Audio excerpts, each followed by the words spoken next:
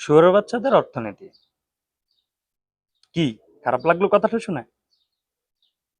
চলুন শুনে নি শুয়োরের বাচ্চারা কারা, কাদের অর্থনীতিকে শুয়োরের বাচ্চার অর্থনীতি বলতেছে। আমার বন্ধুর সাথে দেখা হলো।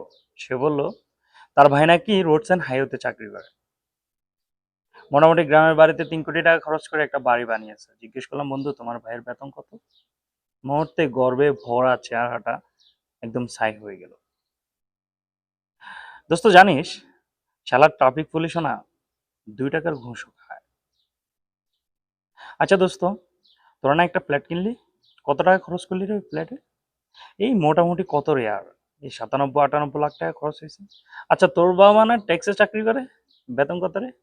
আবারও মুহূর্তে ছাই হয়ে গেল চেহারাটা।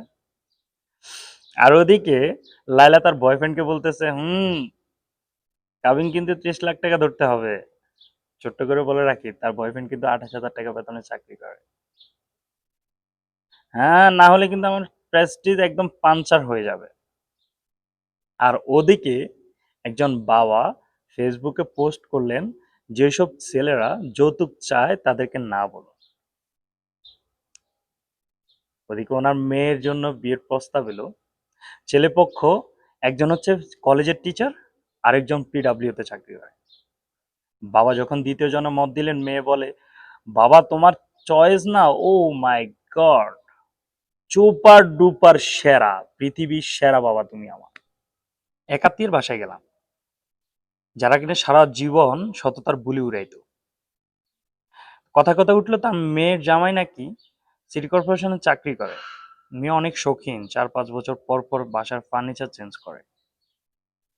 80 লাখ টাকার ফ্ল্যাট কিনে 50 লাখ টাকা খরচ করেছে, ইন্টেরিয়র কাজ করিয়েছেন। জিজ্ঞেস করলাম, আঙ্কেল আপনার মেয়ের জামাইয়ের বেতন কত?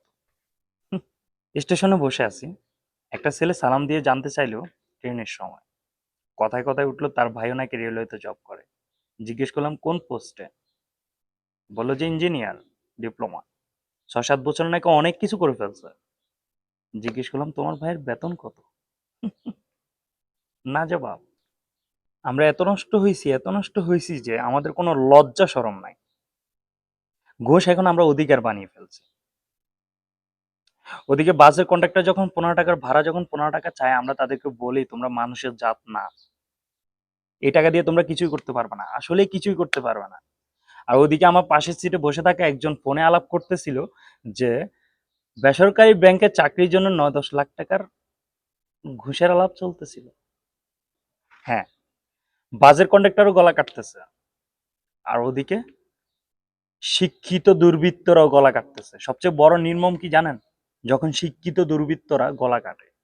বাসের কন্ডাক্টররা একটা কথা বলে, আপনারা যে কলমের খোঁচায় কোটি কোটি টাকা মাইরা দেন, সেই হিসাবটা আমরা লই না। কথাটা কিন্তু সত্যি, নিদারুণ সত্যি একটা কথা। কিছু অসভ্য শ্রমিকদের দেখলাম, তারা অ্যাম্বুলেন্সে কালি মাখছে, অ্যাম্বুলেন্স আটকাচ্ছে। এসব অসভ্য গোষ্ঠীদের দেখে মনে পড়ে গেল ওইসব অসভ্য গোষ্ঠীদের কথা, যারা বিভিন্ন ওষুধ কোম্পানির দালালি করে। উচ্চশিক্ষিত ডাক্তার, যাদের পেছনে ট্রাস্টের কোটি কোটি টাকা খরচ হয়, যারা আইসিইউতে মেয়াদ উত্তীর্ণ ওষুধ রেখে মানুষের গলা কাটছে। মানুষ হয়তো আছে, সংখ্যাটা কম। আর ওদিকে আঙ্কেলের মেয়ের বিয়ে ঠিক হলো। জিজ্ঞেস করলাম কোথায় ঠিক হলো? যদি দেখেন কোনো ঘুষের ডিপার্টমেন্টে ঠিক হয়, তখন দেখবেন মেয়ের বাবা মা ভাই বোন সবার চেহারার মধ্যে একটা খুশির চকচক করে। অথচ এই যে অরাজকতা, এই যে ভেজাল জিনিস, এই যে উচ্চ মূল্য, এই যে গলাকাটা সেবা, পেনশনের টাকা উঠাতে গিয়ে ফাইলের পেছনে ঘুরতে ঘুরতে ঘুরতে ঘুরতে জুতার তলা ক্ষয় হয়ে যাওয়া, এই যে পরীক্ষায় ভালো করেও চাকরি না পাওয়া, এইসব, ওই যে যেখান থেকে বিয়ের প্রস্তাব এলে আমাদের জিহ্বা চকচক করে, চেহারায় নোংরা খুশির ঢেউ উঠে, সেই সব দুর্নীতিবাজ শুয়োরদের কারণে। এক বিখ্যাত অর্থনীতিবিদ বলেছেন, শুয়োরের বাচ্চাদের অর্থনীতি। এই শুয়োরের বাচ্চারা কারা জানেন? এতক্ষণে বুঝে ফেলছেন কারা।